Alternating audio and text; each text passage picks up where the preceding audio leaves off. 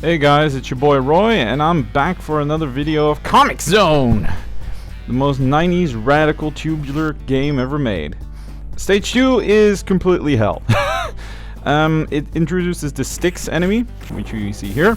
The Styx enemy is... I can't read this guy. You need to use as much variation as possible. He seems to nearly always block high attacks, and low attacks he has a little bit more trouble with.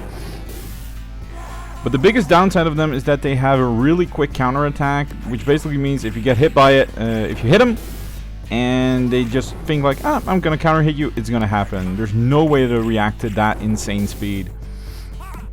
For the rest of this stage, what you want to keep in mind is that this stage relies even more on item management and using the optimal path. For instance, the top barrel here has a health pickup that you absolutely need. And I think this stage really shows the biggest flaws of the game in that it's searching for an optimal path and not for just the way you want to play. For instance, that some paths might have this variation going on or suit this play style better. No, there's just one way, and that's the best way to go. And nothing is more true than in this stage. Now, for here, what you want to do is you want to put this... I think it's a rock on the hole here so these enemies don't respawn.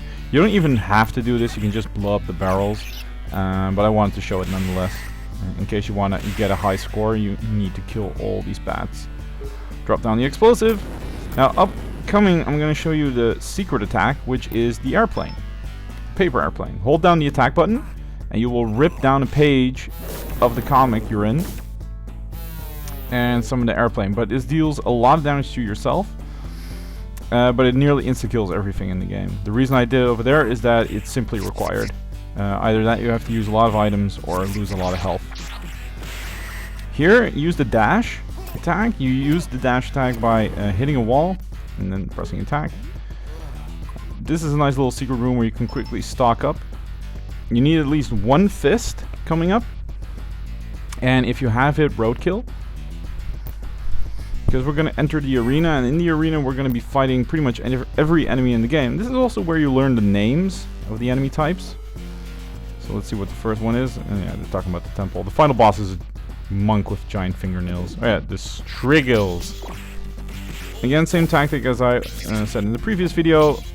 Keep them in this pattern, so if they use a ranged attack, they'll hit each other. I think it's actually going to happen. Yeah, here we go. Bam. Really handy. But yeah, for the rest of the stage, it does show a couple of unique aspects in the sense that it really shows the fact that you're in a comic book. Later on, we're going to have a page that is actually being set on fire. So you have to run away from the page, or else there's not going to be a page for you to exist on. Which is a neat concept. It really shows that they were having a lot of fun making this game and trying out all the different ways to play. And again, I hate the Styx enemies. Like, sometimes with enough variation you can get them down like in a couple of seconds, and other times it will just block everything you have and counter it everything you have. I've actually had one Styx enemy once kill me, like from full health, just because he felt like it.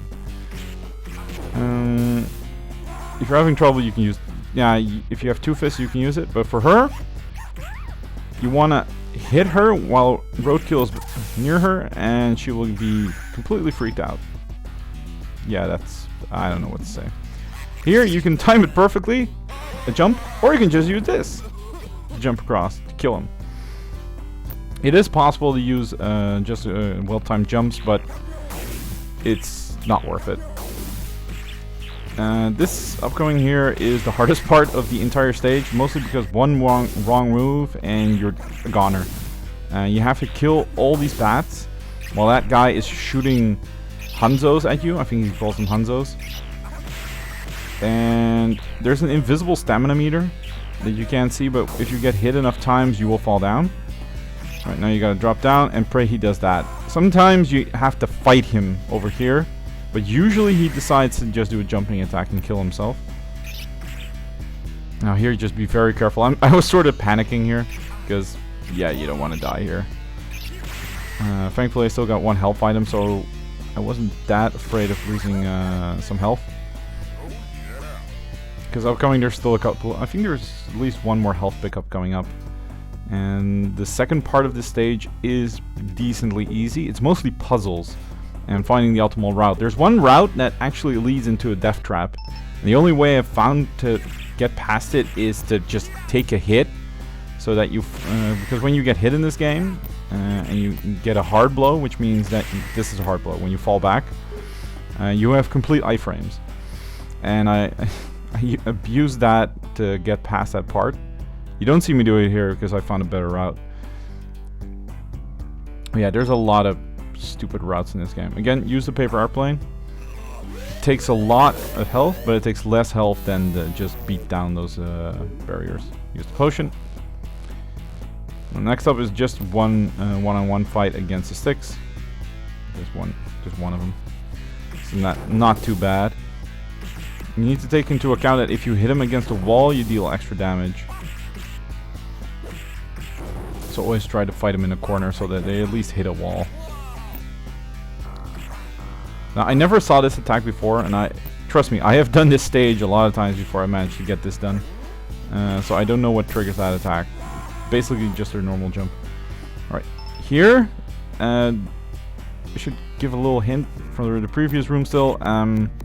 Don't kill him near the arrow, or else you can't pick up the health pickup. Against these guys, as you can see, you can just mash regular attack and get them done. Now, normally you want to use roadkill upcoming, because you're going to have to face two. I got really bad luck, and they kill roadkill for me. And the game also starts to really lag, because there's so many enemies on screen. I think here it happens like, yeah, bye roadkill. So now I had to deal with two of these and not lose too much health because I'm gonna need it, because I need to kick down a lot of obstacles coming up. Thankfully, these chicks, just like the other enemies, like to hurt each other. Not in a sexual way, but here you can see, just put one in the middle and just go to town, and they'll also kick each other's ass. Quickly drink the potion, get some health back. Again, I really like this part, because this is a technique that a lot of comic book artists also use, is that they split a panel in multiple panels. And to see that being used here is really cool. And this is my favorite part. Gameplay wise, it's not that impressive, but it really shows that they really went all the way when it came down to the fact that, hey, he's in a comic book. Pick up roadkill. Here, just roll. The roll does not have iframes and is practically useless, but it has its merits, especially in this this segment. I was checking if roadkill actually can find something over here, and it appears that he does. I didn't even know that when I was recording this video. All right, this is just this is a neat little bit of game design you see coming over here. The upcoming boss has a lot of range attacks that you need to jump over in a specific timing. And the game sort of already teaches you how some of that timing works, and how the best neutral jump over projectiles. Now, don't do what I just did there. Jumping attacks might seem like a good idea, but they have almost an instant anti-air that they can use, even if they're still firing a projectile. Here, first break the crate, because it has a healing item inside of it. And then let roadkill pull the switch. Now, I'd love to bring roadkill into the fight, but I never really managed to do that, because you need to roll past this barrier, and if you do, roadkill's stuck over there. So I don't think you can take him into the battle. Here I roll into the thingy because I heard the sound, but it was the first switch. Now he has to hit it again, and you roll underneath. Now for the boss upcoming, and he likes to spam a lot of projectiles, you need to neutral jump over them. So you just press jump, and then while you're in mid-air, you change direction. That way you can most easily jump over it. It makes you feel like a real badass when doing it. Once he reaches the foreground, now when he stops firing those lasers, he will start to hover a bit. And that means he's gonna, here you see him do it, that means he's gonna go into the foreground. And I'm trying to spam the item, but I keep pressing the wrong button. And you want to use the bomb. Now, he's gonna fire those nails into the wall, and you can push him in them,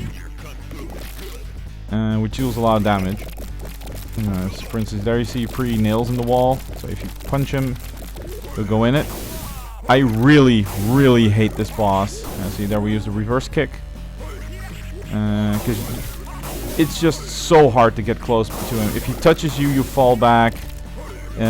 If he shoots you with the laser, you fall back, and then he goes into the background again. Just spams the projectile over and over again. Thankfully, he doesn't have a lot of health. So if you have like half a health bar going into this fight, you should be okay. Here he literally spawned into the nail and died. What an idiot. Alright, that was it for stage 2. So far my least favorite. Then again, I haven't played 3 or 4. So who knows, it might be worse. Then again, according to the progress meter, we're 60% there. So who knows what's gonna happen up next. It's been your boy Roy, and I'll see you next time on the Curse of the Dead Ships. Take care, guys.